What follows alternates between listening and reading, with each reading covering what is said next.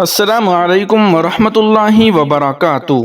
ناظرین و سامعین، آج 19 اگست 2025 منگل کا دن ہے۔ اس وقت کی تازہ ترین رپورٹیں لے کر آپ تمام حضرات کے بیچ حاضر ہوا ہوں۔ آپ سے درخواست ہے کہ اس ویڈیو کو مکمل دیکھیں اور اپنے تمام دوستوں احباب کے پاس اس ویڈیو کو شیئر فرمائیں اور اس چینل کو سبسکرائب ضرور کر لیجیے گا۔ چلیے پہلی رپورٹ شروع کرتے ہیں۔ یکساں سول کوڈ کا نفاذ کسی بھی صوبائی حکومت کے دائرۂ اختیار میں نہیں ہے۔ اتراکھنڈ میں یکساں سول کوڈ کے نفاذ کے خلاف جمعیت علماء ہند کی طرف سے داخل کی گئی اہم پٹیشن میں آج اتراکھنڈ ہائی کورٹ میں سماعت عمل میں آئی، جس کے دوران سینئر ایڈوکیٹ راجو رام چندرن نے عدالت سے کہا کہ اس معاملے میں اتراکھنڈ حکومت نے اپنا اعتراض داخل کر دیا، جبکہ مرکزی حکومت نے اب تک اعتراض داخل نہیں کیا ہے۔ نیز اتراکھنڈ حکومت کے اعتراض کے جواب دینے کے لیے انہیں کچھ وقت درکار ہے۔ جمعیت علماء ہند کی ریلیز کے مطابق chief justice Uttarakhand high court G Narendra اور جسٹس آلوک مہرا نے سینئر ایڈوکیٹ کی درخواست کو قبول کرتے ہوئے مقدمے کی سماعت 23 ستمبر کو کیے جانے کا حکم جاری کر دیا ہے۔ عدالت نے مرکزی حکومت کو بھی حکم دیا کہ وہ اگلی سماعت سے قبل جمعیت علماء ہند و دیگر کی پٹیشن پر اپنا جواب داخل کرے۔ مرکزی حکومت کی نمائندگی کرتے ہوئے ایڈوکیٹ کنور اگروال نے عدالت سے جواب داخل کرنے کے لیے وقت طلب کیا، جسے عدالت نے منظور کر لیا۔ عدالت نے کہا کہ معاملہ ملتوی کیا جا رہا ہے، کل ججوں کا نیا روسٹ فہرست آ جائے گا۔ اس سے قبل کی سماعت پر سینئر ایڈوکیٹ کپل سبل نے بینچ کے سامنے دو اہم باتیں رکھی تھی۔ پہلی یہ کہ لسٹ 3 انٹری 5 کے تحت کسی صوبائی حکومت کو یکساں سول کوڈ بنانے اور اسے نافذ کرنے کا کوئی اختیار نہیں ہے، یہاں تک کہ دفعہ 44 بھی کسی صوبائی حکومت کو اس طرح کی قانون سازی کی اجازت نہیں دیتی۔ مسٹر کپل سبل نے دوسری بنیادی بات یہ کہی تھی کہ جو قانون لایا گیا ہے اس سے شہریوں کے ان بنیادی حقوق کی صریحاً خلاف ورزی ہوتی ہے جو انہیں آئین کی دفعہ 14، 19، 21 اور 25 میں دیے گئے ہیں۔ وہیں دوسری جانب مولانا ارشد مدنی صاحب کا بڑا بیان سامنے آیا ہے۔ آپ کہتے ہیں کہ آئین کی بالادستی کو ختم کرنے کی ایک دانستہ کوشش ہے۔ آج کی قانونی پیش رفت پر اپنے رد عمل کا اظہار کرتے ہوئے صدر جمعیت علماء ہند مولانا ارشد مدنی نے کہا کہ آئین، جمہوریت اور قانون کی بالادستی قائم رکھنے کے لیے جمعیت علماء ہند نے عدالت کا رخ اس امید کے ساتھ کیا ہے کہ ہمیں انصاف ملے گا۔ انہوں نے کہا کہ ہمیں ایسا کوئی قانون منظور نہیں جو شریعت کے خلاف ہو۔ مسلمان ہر چیز سے سمجھوتہ کر سکتا ہے لیکن اپنی شریعت اور مذہب سے کوئی سمجھوتہ نہیں کر سکتا۔ موجودہ حکومت یکساں سول کوڈ ایکٹ لا کر مسلمانوں سے وہ حقوق چھین لینا چاہتی ہیں جو اسے ملک کے آئین نے دیے ہیں، کیونکہ ہمارے عقیدے کے مطابق جو ہمارے آئلی قوانین ہیں وہ انسان کے بنائے ہوئے نہیں ہیں، وہ قرآن مجید اور حدیث سے ماخوذ ہیں۔ جو لوگ کسی مذہبی پرسنل لا پر عمل نہیں کرنا چاہتے ہیں ان کے لیے ملک میں پہلے سے ہی اختیاری سول کوڈ موجود ہے، تو پھر یونیفارم سول کوڈ کی کیا ضرورت ہے؟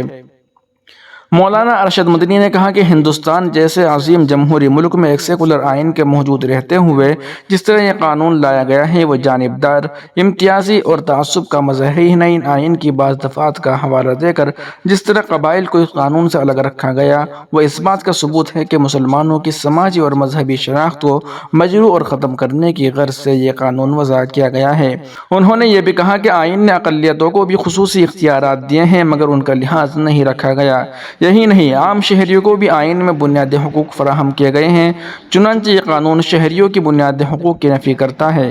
مولانا ارشد مدنی صاحب نے کہا کہ امید افزا بات یہ ہے کہ کچھ انصاف پسند غیر مسلموں نے بھی اس کے خلاف عرضیاں داخل کی ہیں جس میں انہوں نے بھی امتیاز، تعصب اور بنیادی حقوق کا معاملہ اٹھایا ہے۔ اس لیے ہم امید کرتے ہیں کہ 23 ستمبر کو اس پر نہ صرف ایک مثبت بحث ہوگی بلکہ عدالت اس پر اسٹے لگا دے گی، چونکہ اس طرح کے قانون سے آئین کی بالادستی ہی نہیں مجروح ہوئی ہے بلکہ شہریوں کے آئین میں دیے گئے بنیادی حقوق پر بھی گہری ضرب لگی ہے۔ وہیں دوسری جانب ایک بڑی خبر سامنے آ رہی ہے جس میں یہ بتایا گیا ہے کہ مسلمان آج سخت حالات اور سنگین مسائل کا سامنا کر رہے ہیں۔ جامعہ رحمت میں رابطہ مدارس مغربی زون کے مجلس عمومی کے تیسرے اجلاس سے مفتی ابوالقاسم نعمانی محتمم و شیخ الحدیث دارالعلوم دیوبند کا خطاب۔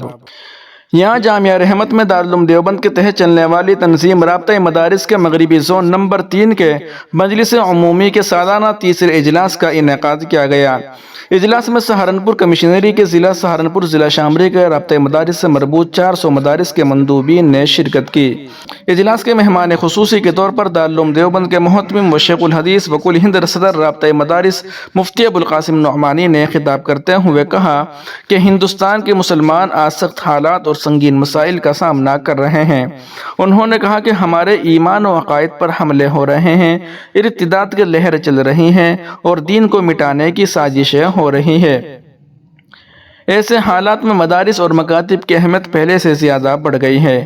انہوں نے کہا کہ مدارس کا ایک نظام بنانے کے لیے رابطہ مدارس کا قیام عمل میں لایا گیا تاکہ مدارس ایک نظم کے ساتھ اور ایک نصاب کے تحت تعلیم دے اور معیاری تعلیم دے اور امتحانات ایک ساتھ منعقد کرائے جائیں۔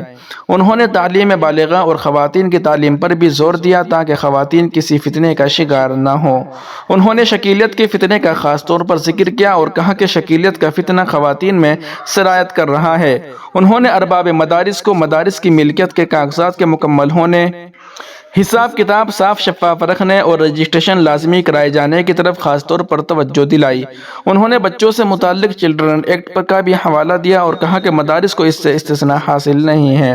انہوں نے اس بات پر تشویش ظاہر کی کہ بیشتر مدارس کے ذمہ داران اس طرف سے غفلت اور لاپرواہی کا مظاہرہ کر رہے ہیں۔